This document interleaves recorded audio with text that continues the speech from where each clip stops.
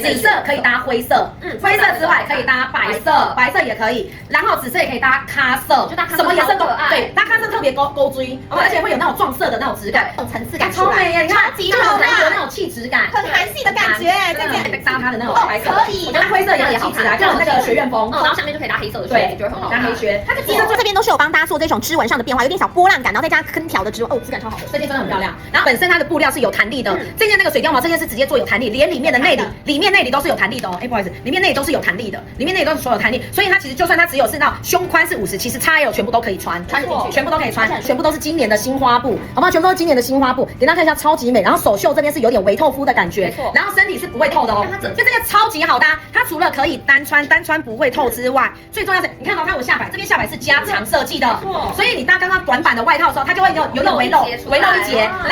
然后里面的内里是做到比较短版的，所以这一块是透肤型的，跟手袖这边去做呼应，里面内里全部都是红色系的。